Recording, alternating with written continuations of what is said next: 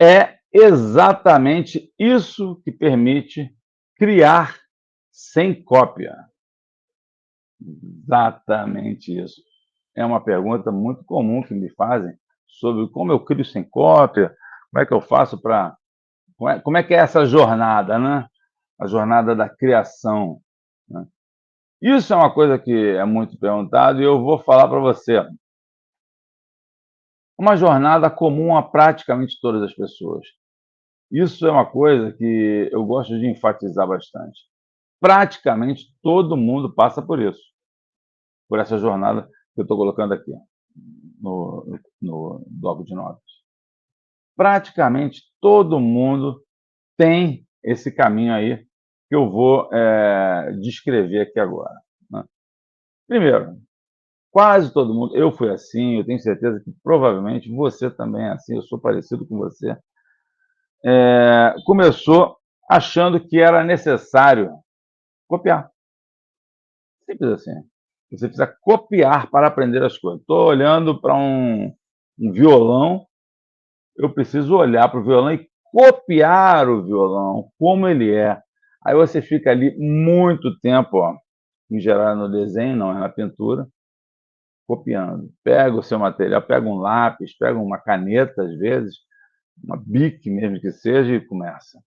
E copia, e olha para as cordas, aí faz a corda, aí está torta, aí você fica irritado, fica tentando, aí pega uma régua para fazer a corda do violão, aí fica uma corda estranha, não fica legal, tem algo errado. Você fica na busca e na luta eterna da cópia, né. Isso é o primeiro passo de 99,9% das pessoas. E elas, não vou dizer 99,9, porque aí seria demais, mas eu diria um 98%, se frustra. Fica frustrado, se sente triste às vezes, incapaz, né. Às vezes ocorrem episódios do tipo alguém olhando e falando mal, ridicularizando, você se sente inseguro, com medo, cria bloqueio.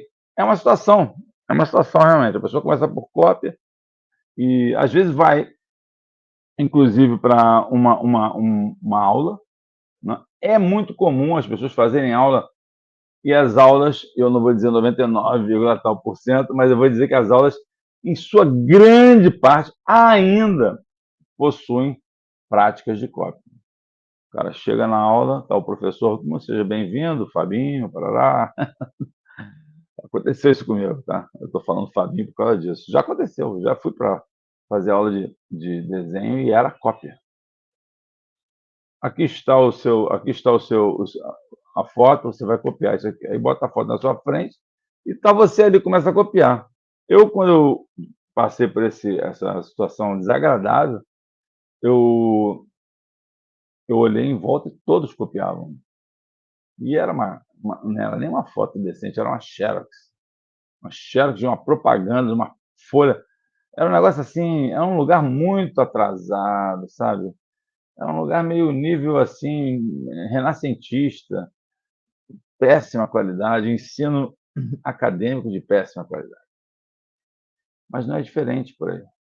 Em geral é assim, você vai nas aulas e te botam coisas, modelos, para você copiar, modelos de cópia, né. Então, na jornada da criação, seja sozinho, seja você sozinho, seja você em aula com professores, e às vezes professores tarimbado, às vezes o professor vem e desenha para você e você vai ali, fa completando certas coisas para você ir aprendendo, você não aprende nada, você fica dependente até do professor que veio desenhar para você.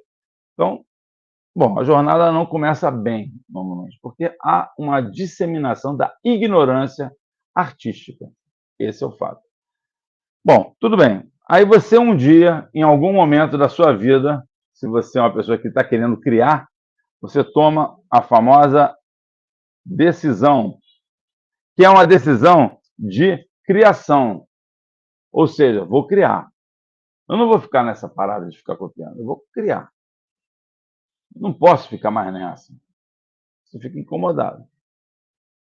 É muito normal a pessoa largar a cópia, que às vezes ela fazia uma cópia, vai, mais ou menos legalzinha, né, ficava mais ou menos bem copiado.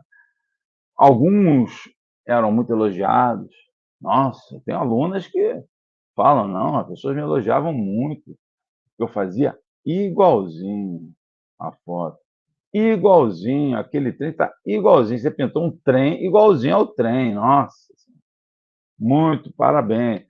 Para o umbigo dessa aluna e de todo mundo, quando você pinta ou desenha igualzinho, você se sente, só que quem está te elogiando é o ignorante em arte. Sabe por que que é ignorante? Vou tentar passar isso daí. Sabe por que que a pessoa é ignorante? Porque ela acha que pintar igual, desenhar igual, é o ideal. Só que nenhum artista que você conhece fazia isso. Nenhum artista que você admira fez isso. Ah, mas ele aprendeu assim. Não necessariamente. Não necessariamente. E às vezes aprendeu e teve que depois sofrer para largar isso daí, essa metodologia de cópia. Então a decisão de criação é fundamental quando você desiste da cópia, tá? Isso é difícil, tá? Isso é bem difícil e existe esse momento que vem depois, que é um momento que eu chamo de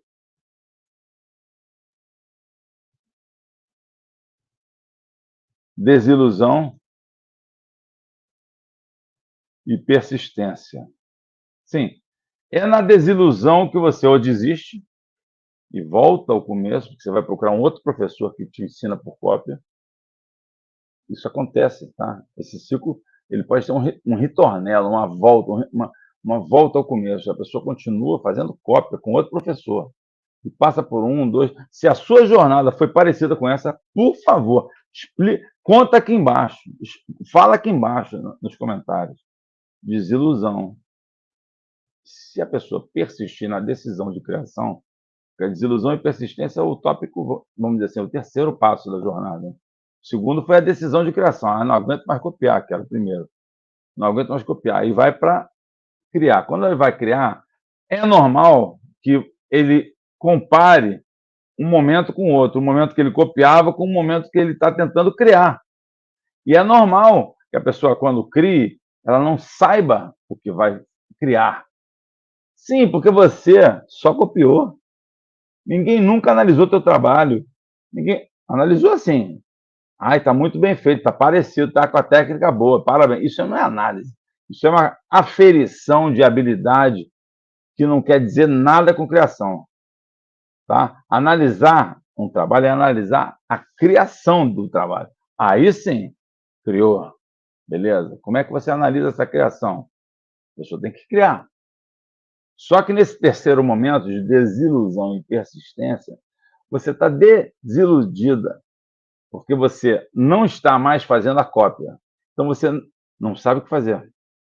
Você tenta tirar da sua cabeça alguma coisa e não tem ideia. Não tem ideia do que fazer. Apenas isso. É bem simples, né? É bem simples. Você não sabe o que você vai fazer.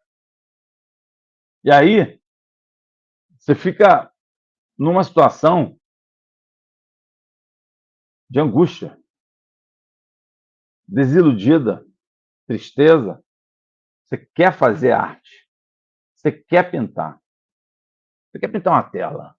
Você não sabe o que pintar. É a questão da temática. Não tem temática ou temáticas. Pode ter mais de uma temática. Eu tenho diversas. Eu insiro temáticas dentro das minhas temáticas. Hoje em dia, eu já tenho um universo inteiro de temáticas, temas, elementos que eu lanço mão, muitas vezes, uso, de repente, se. Mas é porque eu já estou no quarto tópico. No terceiro tópico, desilusão e persistência, você está persistindo, você precisa persistir, mas da maneira certa. Se não for da maneira certa, não vai dar. Não vai dar.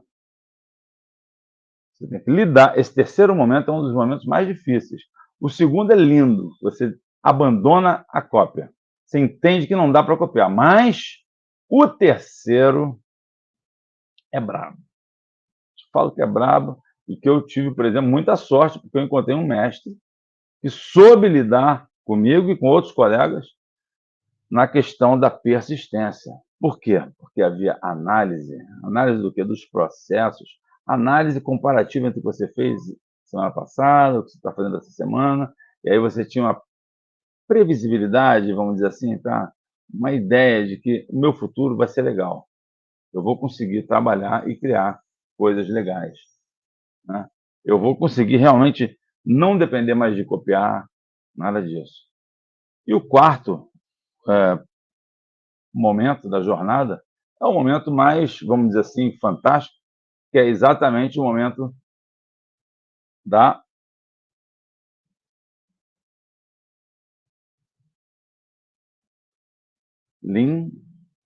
linguagem. Isso aí, quando você desenvolve a sua linguagem. Ou seja, você já sabe o que faz, você vai sim, isso aí você vai entrando. É uma passagem também, é como se fosse um degradê. Da persistência, uma hora você já começou a analisar, entender o que está fazendo, né? Eu tive um mestre para fazer isso comigo. Sozinho é bem mais complicado. Por exemplo, Van Gogh foi sozinho. Van Gogh até se matriculou em umas aulas que ele gostava de experimentar. Ele era aberto, mas ele fazia. Na verdade, ele foi o mestre dele quando ele fez aquelas cartas para o irmão. Ele trocava muito, ele analisava muito o trabalho dele. Quem leu Cartas a Theo sabe disso. As cartas que eles trocavam, ele com o irmão, né? Theo e Van Gogh. A linguagem é quando você finalmente desabrocha para a questão da sua. Aquilo que você persistiu, você entendeu o que você. A que você veio. Quando você entra no momento da linguagem, nunca mais cópia, nunca mais você vai ter essa desilusão. Não vai. Eu, por exemplo, jamais me desiludo. Tenho certeza que Van Gogh em Arles não se desiludia, ou Gauguin, ou quem quer que fosse, Picasso, não havia desilusão no processo criativo jamais. Porque você passa a dominar a sua linguagem. Você é dono do seu jogo. A brincadeira é sua, você faz as suas regras. É um momento maravilhoso, esse momento. Essa é a jornada da criação e é exatamente essa jornada que permite você criar sem cópia. Se você se identificou em algum momento com isso daí que eu falei, aqui embaixo, faz o comentário, faz alguma pergunta, que eu posso até gravar um vídeo sobre isso.